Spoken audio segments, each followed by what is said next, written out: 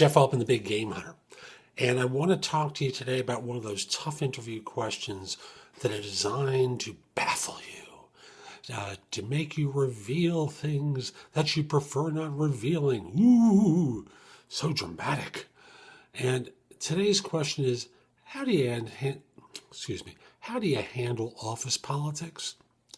Now, politics in the office usually translates into two people had different opinions about something, and the other person's opinion was chosen.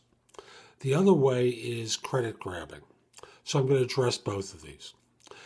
First one, two different opinions. Well, I try not to get involved with office politics, but the fact of the matter is we all compete. And for some people, office politics is the sign that they lost a disagreement over how something should be done. It happens. My opinions are good, but sometimes someone's are better. And I could have an opportunity to learn from what their thought process was, and there's nothing to be bothered or troubled about. And you can then continue by saying, but sometimes office politics also means someone credit grabbing or someone trying to take control of a situation that doesn't really belong to them.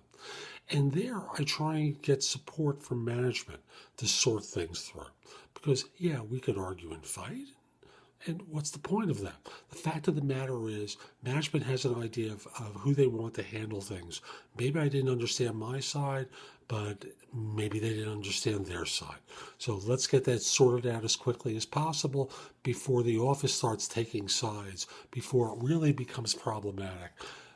And that's obviously if the other person and I can't sort things through ourselves.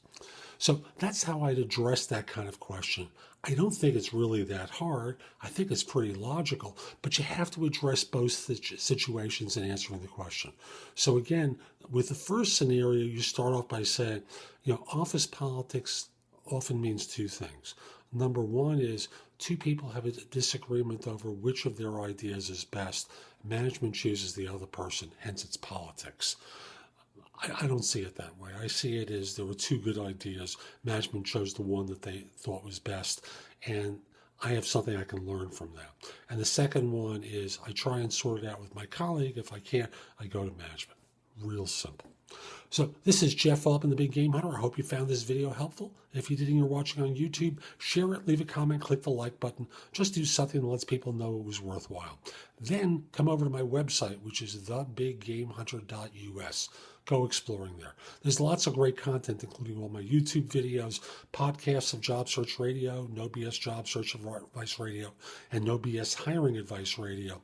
You can receive complimentary subscription to No BS Job Search Advice e-zine and No BS Hiring Advice e-zine at my website as well, plus read previous articles that have been published for each of them there. There's information about my books and guides to job hunting, other people's books and guides. You can search positions I'm recruiting for. Lots of great content at thebiggamehunter.us. So come over to the website and go exploring. A few final things. First of all, if your firm's trying to hire someone, send me an email at the address below. Let me know who to contact and whether I should mention your name. I'd love to help your firm staff positions. If we're not already connected on LinkedIn, send me a connection request. The address is linkedin.com/in/thebiggamehunter. Use the email address below as well, so that way you don't use up an in-mail. And I just want you to know I'll accept a connection request from anyone, anywhere in the world, except if you look like a spammer to me.